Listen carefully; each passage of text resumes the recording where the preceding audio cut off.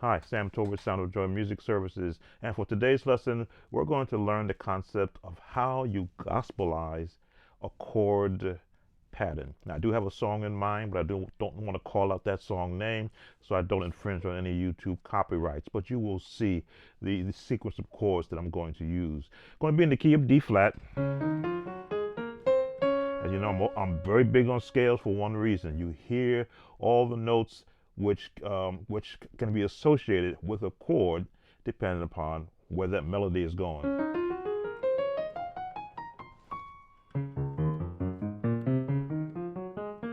I always believe in having both hands practice. This way they'll both be warmed up. Okay, here we go. We're going to pick a very, very familiar chord pattern.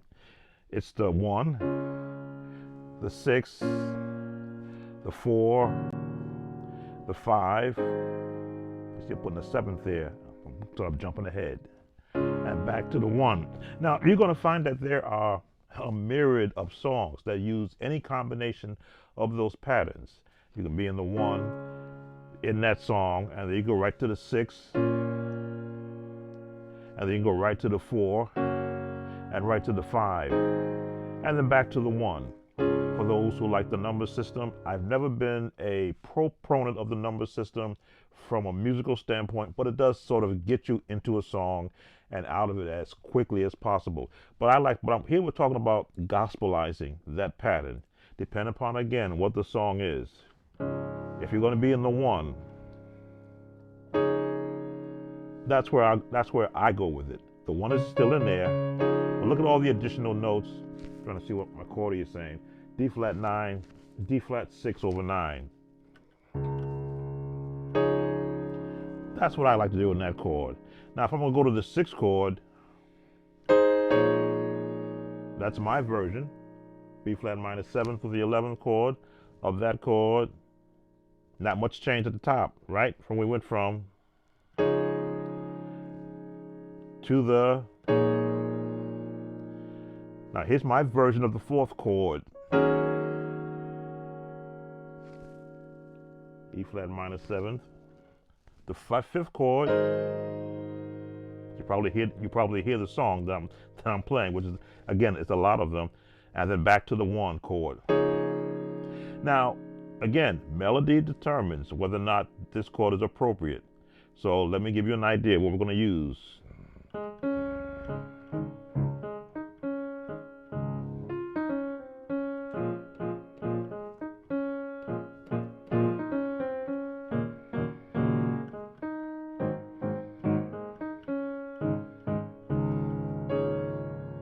That's all I'm going to give you of that because I don't want to infringe upon anyone's copyright. But that's the approach you can use for that song. You can find any other song that has that 1 or that has that 1, 6, 4, 5 chord phrasing.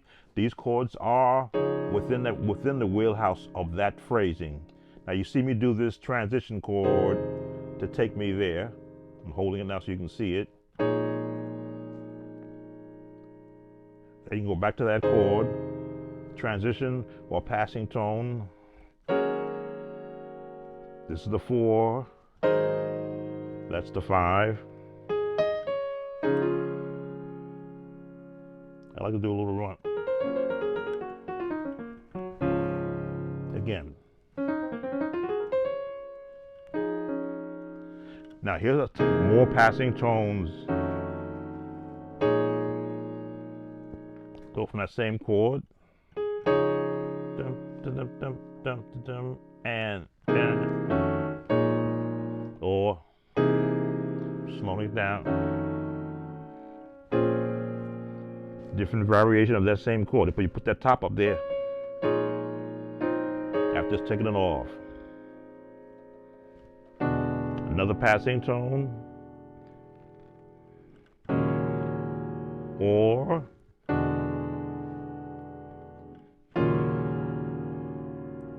different variation of that chord. Now we're at the.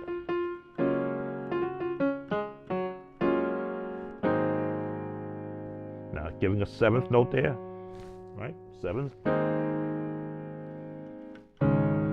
And right back to your 1. So now the concept is gospelizing it.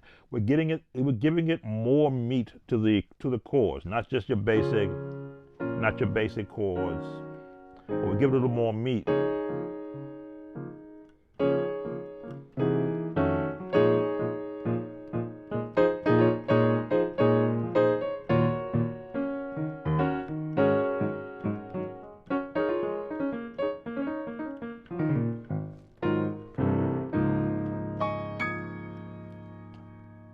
But can you gospelize really any tune? I always say gospelizing a tune is just adding a different flavor of chords. I've always said you can take Mary Had a Little Lamb and make it sound like or Twinkle Twinkle Little Star and give it a gospel sound. Just,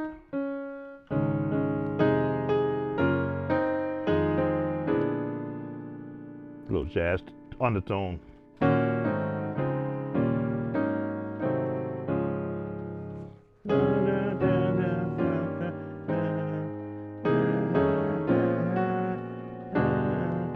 Just doing some nice jazz chords, which is like gospelizing. 6, 5, 6, 5, right?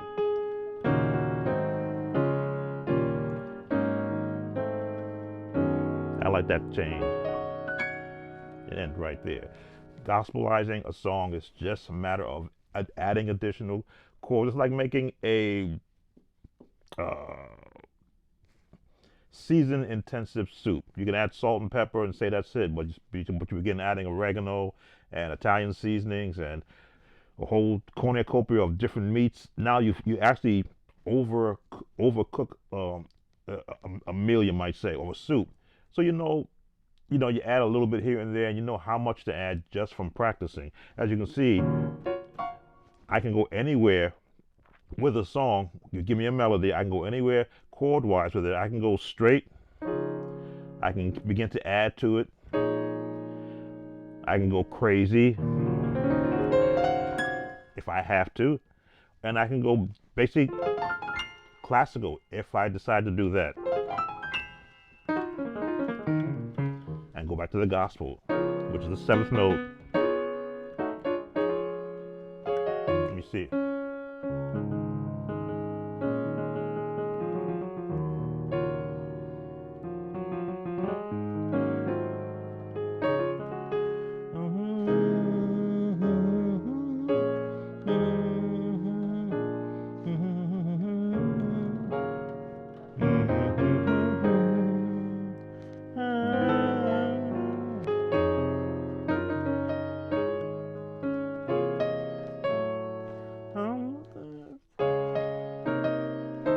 And that's a classical gospel turnaround. Let me slow that down.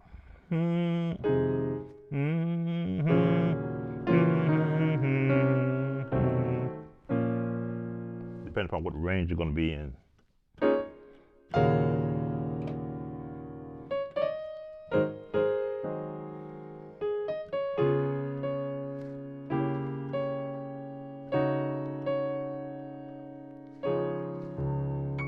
That's today's lesson. If you have any questions or comments or concerns, please look us up at Sound of Joy Music Services. Take care now. Be blessed.